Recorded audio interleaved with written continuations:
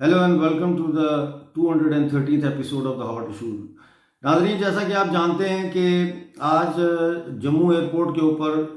बम से हमला किया गया। 2 बम आगे पीछे फेंके गए। ये बम ड्रोन्स के ज़रिए फेंके गए। नाज़रीन, मेरी जो कंफर्म्ड इतला है उसके मुताबिक ये जो ऑपरेशन हुआ है जम्मू में, इसको लीड किया है brigadier Irfan, commander 505 unmanned aerial vehicle का जो डिवीज़न है, उसकी जो ब्रिगेड है, उसने ये हमला किया है। नाज़रीन, इसका जो वो है हेडक्वार्टर है, ये unmanned aerial vehicle operational and training school जो है मंगला के पास, दीना के पास, ये वहाँ पे है। और ये हमला उस brigadier Irfan commander 505 UAV brigade ने डिज़ाइन किया है। इसके जो ऑर्डर्स हैं वो उनको आए हैं मेजर जनरल आसिम मलिक से। मेजर जनरल आसिम मलिक जो है वो वाइस कमांडर, वाइस चीफ हैं जनरल स्टाफ के। उनको ये हदायत हमला करने की जो ग्रीन सिग्नल है ये दिया है लेफ्टिनेंट जनरल साहिर शमशाद ने, जो चीफ ऑफ जनरल स्टाफ है। तो नाजरीन, अब सवाल ये पैदा होता है कि हमला किया कैसे गया। हमारी जो इतलात है उसके मुताबिक इस वक्त LOC के इर्द गिर्द 25 फरवरी के बाद से LOC, पूरी LOC के ऊपर जो है वो ड्रोन लॉन्चिंग पैड बना लिए गए हैं। नाजरीन, ड्रोन लॉन्चिंग पैड बना लिए गए हैं और इन ड्रोन लॉन्चिंग पैड जो है इनको LOC के पास बनाने का मकसद ये है कि जो छोटे ड्रोन हैं वो चूंकि मंगला से इतनी लंबी परवाज नहीं कर सकते, लिहाजा उनको मंगला से पहले ट्रांसफर किया जाता है इन LOC के साथ लगे हुए बने हुए लॉन्चिंग पैड्स पे। और कल ये जो ड्रोन जिसने ये हमला किया है, इसके लिए कल 3 ड्रोन जो है वो मंगला से LOC के एक खास मकाम पर पहुंचाए गए और वहां से आज ये एक ड्रोन गया। बाकी जो 2 ड्रोन थे वो बैकअप ड्रोन्स थे कि इन केस अगर पहला ड्रोन डिटेक्ट हो जाता है इंडिया के रडार सिस्टम में तो फिर दूसरा ड्रोन जाएगा, और अगर वो भी हो जाता तो तीसरा, इसलिए बैकअप प्लान भी रखा हुआ था। नाजरीन, मैं आपको कई दफा ये बता चुका हूं कि पाकिस्तान ने अब भारत के खिलाफ जो लड़ाई है उसमें एक तब्दीली पैदा की, और वो तब्दीली ये है कि इन्फिल्ट्रेटर्स को डायरेक्टली भेजने के बजाय अब पाकिस्तान चाइना के बने हुए जो ड्रोन्स हैं, जो छोटे ड्रोन्स हैं, उनके जरिए छोटे बम जो है और एक्सप्लोसिव मटेरियल जो है, IEDs और इस तरह की चीजें जो है वो अब जम्मू कश्मीर के अंदर भेज रहा है, उतार रहा है, और वहां मौजूद आतंकवादियों को भी सप्लाई कर रहा है, पैसे भी भेज रहा है, असला भी भेज रहा है, और बाकी जो ज़रूरी जो डॉक्यूमेंट्स होते हैं जैसे मैप्स वगैरह हैं जो उनके दूसरे एरियल ड्रोन्स ने बनाए हैं। यानी ड्रोन्स की किस्में हैं। एक ड्रोन वो हैं जिनका काम ज्योग्राफिकल मैपिंग करना है एक इलाके की, दूसरे ड्रोन वो है जो मिसाइल कैरी करते हैं, तीसरे ड्रोन वो हैं जो छोटा जो है वो असला बरदार ड्रोन है, और फिर ये छोटी किस्म के ड्रोन्स हैं। मैं इसकी तफसील में भी आऊँगा और डिटेल में ड्रोन्स के बारे में। तो नाजरीन, मैंने आपको ये चेन ऑफ कमांड भी बता दी है कि किसने किसको ऑर्डर किया और फिर वो एग्जीक्यूट किया। Brigadier Irfan, commander 505 UAV brigade stationed at Mangla. तो ये उनका ट्रेनिंग एंड ऑपरेशनल स्कूल उन्होंने बनाया हुआ है। इसी के अंदर जो है वो ब्रिगेडियर इरफान का हेडक्वार्टर है। नाजरीन, इस वक्त की जो ताज़ा तरीन सूरत हाल है उसके मुताबिक पाकिस्तान जो है उसने पूरी तरह से इंडिया को इंगेज करने के लिए और वहाँ पे कश्मीर के अंदर जो है वो फौज को, इंडिया की फौज को फंसाने के लिए अब इन्फिल्ट्रेटर्स के बजाय डायरेक्ट जो है वो ड्रोन्स के ज़रिए अटैक्स करने और ड्रोन्स के ज़रिए जो है वो दहशतगर्दी का मटेरियल भेजने की कार्रवाइयाँ शुरू कर दी हैं। और इसके बारे में मैं आपको तफसील से बताता हूँ कि रेडियो हिमालय ने जितनी भी खबरें आज तक ब्रेक की हैं, एक भी ऐसी खबर नहीं है जिसको पाकिस्तान की फौज की जो पब्लिक रिलेशन डिपार्टमेंट है ISBR उसने या किसी और ने उसको कॉन्ट्राडिक्ट किया हो। क्योंकि हमारी जो टीम है अंडरग्राउंड, जो क्लैंडस्टाइन हमारा नेटवर्क है न्यूज़ गैदरिंग का, और जो हमारे इन्फॉर्मेंट्स हैं वो बड़ी लगन से काम करते हैं, बड़ी मेहनत से काम करते हैं और बड़े खतरात मोल लेकर ये इंफॉर्मेशन जो है इकट्ठी करते हैं। नाजरीन, मैंने ये पूरी डिटेल जो है मैंने लिखी है ताकि मैं इधर उधर जो है ना हूं, तो इसलिए मैं आपको इसको देख देख के जो मैंने नोट्स बनाए हैं, मैं अब आपको चाहूंगा कि आप जरा मेरे साथ रहें। तो मैं आपको ये बताना चाहूंगा कि मैंने आपको बहुत तकरीबन 1.5-2 हफ्ते पहले मैंने आपको ये बताया था कि मंगला के पास और दीना के पास पूरी एयर स्ट्रिप है जहां से ड्रोन उड़ाए जाते हैं और जहां ड्रोन की ट्रेनिंग दी जाती है, और वहीं पे ड्रोन जो है उसका हेडक्वार्टर है ड्रोन्स का, और उस स्कूल उसको नाम दिया गया है drone training and operation school, और वहाँ पे ये जनरल ब्रिगेडियर इरफान 505 के कमांडर जो है वो वहाँ बैठते हैं। मैंने आपको इनके जो ड्रोन्स हैं उनके बारे में भी बताया है कि एक ये ड्रोन्स हैं जो छोटे ड्रोन्स हैं, एक है रिकॉनेसेंस अनमैन्ड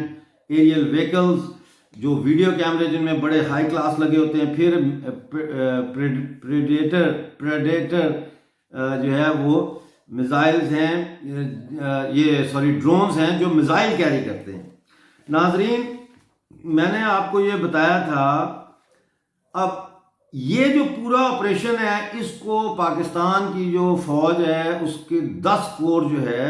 उसकी 12 डिवीजन ने सुपरवाइज किया है POJK में। ठीक है, आपको याद होगा कि मैंने आपको यह खबर दी थी कि पाकिस्तान आर्मी पाकिस्तानी जम्मू कश्मीर में तोली पीर के मकाम पर जमीनों पर कब्जे कर रही है, लोगों की जायदादों पर, लोगों के फार्म्स जो खेत हैं उन पर और घरों के सेनों पर वो कब्जे कर रही है, और वहां पर वो इक्विपमेंट लगा रही है जो जिसका वो बता नहीं रहे कि क्या इक्विपमेंट है, लेकिन उसकी भी हमने तस्वीर एक निकाल ली थी जिसमें आप देख सकते हैं कि मोटर तोपें लगी हैं और उसके ऊपर उन्होंने नेट रखा हुआ है। नाजरीन, इसी सिलसिले में मैंने आपको एक वीडियो भी रिलीज की थी मीडिया को, जिसमें हमारे रिपोर्टर ने बकायदा दिखाया है कि पूरा जो काफिला है, कॉन्वॉय है पाकिस्तानी मिलिट्री ट्रक्स का, वो जा रहा है तोली पीर पिंडी से और सिहाला से, और उस ट्रक्स के ऊपर जो है वो उन्होंने तरपाल डाला हुआ है। ठीक है, लेकिन उन्हीं ट्रक्स की हमने वापसी की मूवमेंट की भी जो है वो बनाई वीडियो, और वो उस वीडियो में आप देख सकते हैं कि जो तरपाल थे ट्रकों के ऊपर सामान को छुपाने के लिए, वो तरपाल रोल अप किए हुए हैं, लिहाजा ट्रक खाली हैं। तो ये आपको वीडियोस दिखाई हैं। उसके बाद मैंने आपको जो वहां पे ऑपरेशनल एक्सरसाइजेज हो रही थी POJK में, उसमें जब बाजवा ने विजिट किया तो वो न्यूज़ भी हमने आपको ब्रेक करके दी थी। अब मैं आपको ये बताना चाहता हूं कि ये जो मशकें थी इसकी मनसूबाबंदी जो है वो 10 कोर जो है उसने की थी, जिसका हेडक्वार्टर ऑब्वियसली रावलपिंडी में है, और 10 कोर के अंडर कमांड जो है वो ये जो मशकें हुई थी, ये जो एक्सरसाइजेज हुई थी, इसमें 12 डिवीजन, 23 डिवीजन और 19 डिवीजन और फोर्स कमांड नॉर्दर्न एरियाज जो POGB की है, इन्होंने हिस्सा लिया था। मैं आपको यह भी बताता चलूं कि 19 डिवीजन पहले 1 कोर के अंडर कमांड थी, इस वक्त वो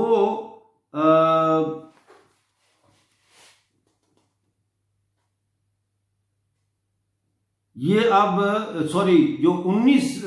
डिवीजन थी ये पहले 1 कोर के कमांड थी, और अब ये हेडक्वार्टर 1 कोर के अंडर कमांड आ चुकी है। यानी अब POGB और POJK में तैनात मुख्तलिफ इन्फेंट्री डिवीजन जो हैं वो अब हेडक्वार्टर 10 कोर के अंडर आ गई हैं। और इसकी मैं आपको डिटेल थोड़ी सी बताऊंगा कि जो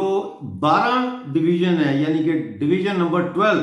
उसका हेडक्वार्टर मरी में है, जो 23rd डिवीजन है उसका हेडक्वार्टर जेलम में है, जो 19 डिवीजन है उसका हेडक्वार्टर जो है वो मंगला में है, और जो है फोर्स कमांड नॉर्दर्न एरिया उसका हेडक्वार्टर जो है वो गिलगित में है। इसका मतलब यह है कि ये 4 डिवीजन फौज जो है वहां पे इस तरह से मौजूद है, जिनके आगे फिर ब्रिगेड है। तो इसका मतलब यह है कि इस वक्त अगर हम ये देखें कि पाकिस्तान की जो ब्रिगेड जो डिवीजन्स हैं उनका साइज जो है 35 to 40,000 सोल्जर्स पर होता है। तो इसका मतलब यह है कि 1.5 से 2 लाख फौज इस वक्त पीओजेके और पीओजीबी में मौजूद है पाकिस्तान की।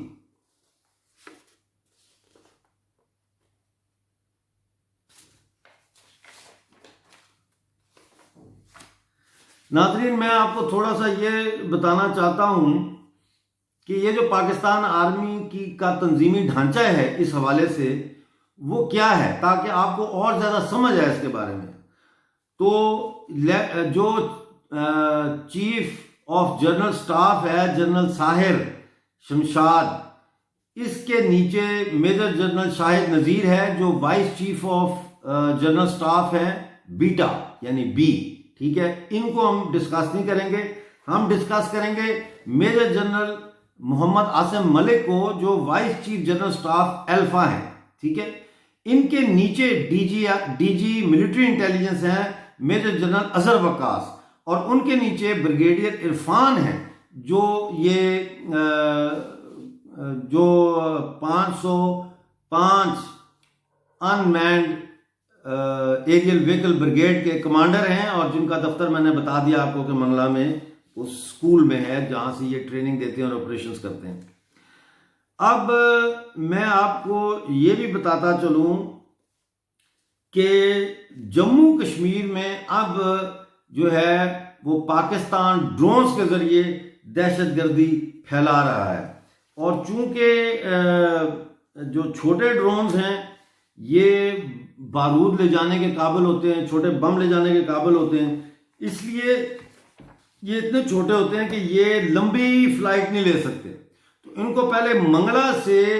पीओजेके के एलओसी के लॉन्च पैड्स पे लाया गया, और वहां से फिर ये आज सुबह जो है इन्होंने ये वारदात की है। नाजरीन, पाकिस्तान आर्मी ने जो है वो जाली मशकें यानी कि फेक प्रिटेंड जो मिलिट्री एक्सरसाइजेज हैं उसकी आड़ में पूरे एलओसी के ऊपर जो है वो उन्होंने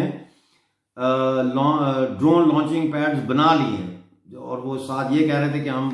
बंकर्स बना रहे हैं, लेकिन बंकर्स के साथ साथ जो खबर हमारी भी नाक के नीचे से निकल गई वो ये थी कि वो ड्रोन के लॉन्चिंग पैड बना रहे थे जो अब उन्होंने बना लिए हैं और अब वो ऑपरेशनल कर रहे हैं उनको। नाजरीन, रेडियो मालिया के इस जेरे ज़मीन ऑपरेशन टीम ने नहायत लगन और जिसे कहते हैं ना कि मेहनत से आपको मुतअद्दिद ब्रेकिंग न्यूज़ दी हैं, और हमारी हर ब्रेकिंग न्यूज़ और इंफॉर्मेशन जो हमने दी है और मीडिया से शेयर भी की है वो सच साबित हुई है, क्योंकि हमारी जो टीम है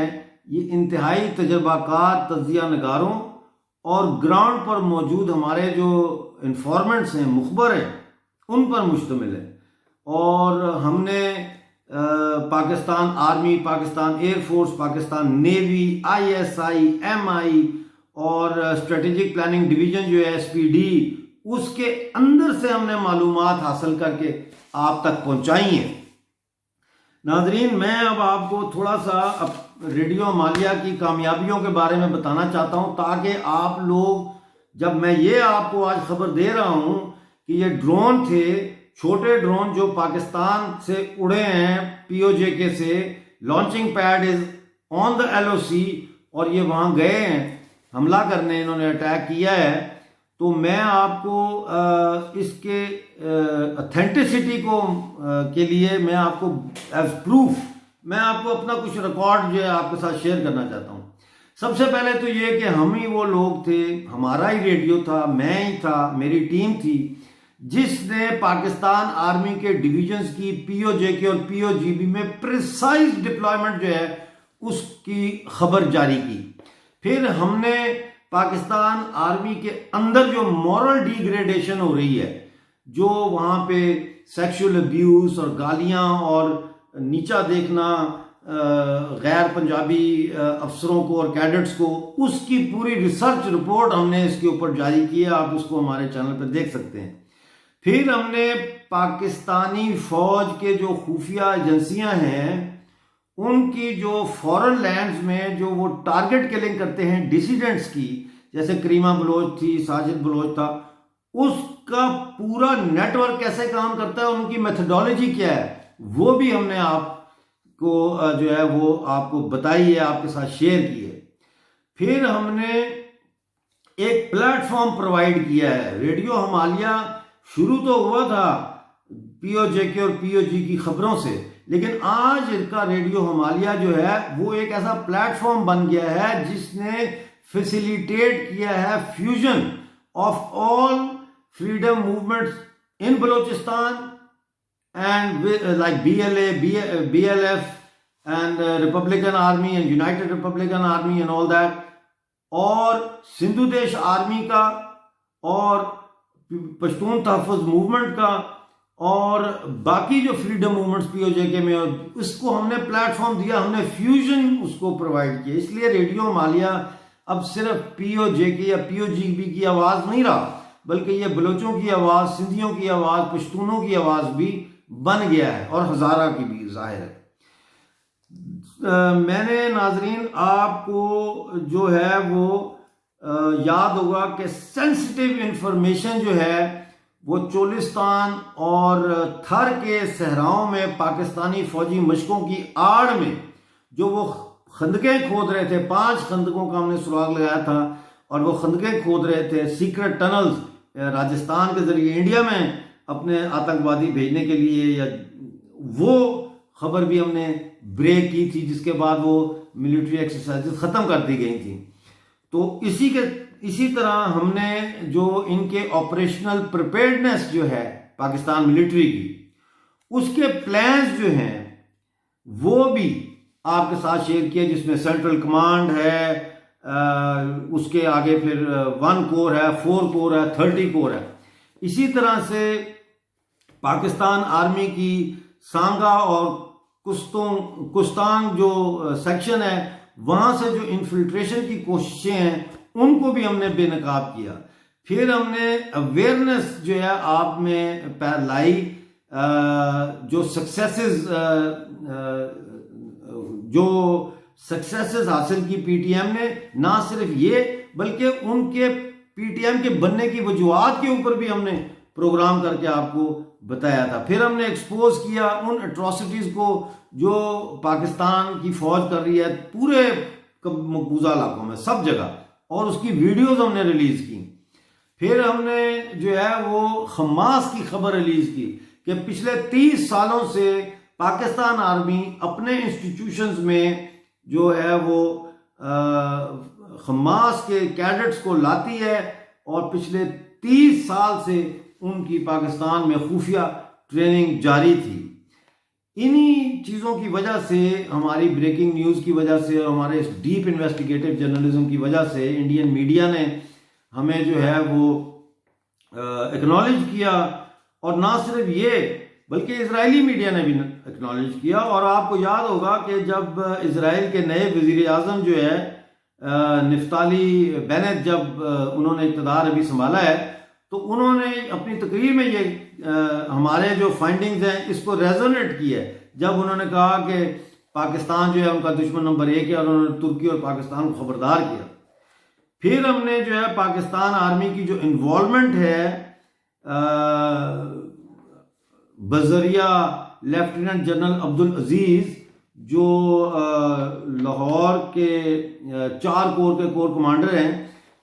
उनकी जो इन्वॉल्वमेंट थी तहरीक लबैक पाकिस्तान के जो रॉयट्स हुए थे, उन रॉयट्स में डायरेक्टली पाकिस्तान आर्मी का इन्वॉल्वमेंट जो है उसको भी हमने एक्सपोज किया।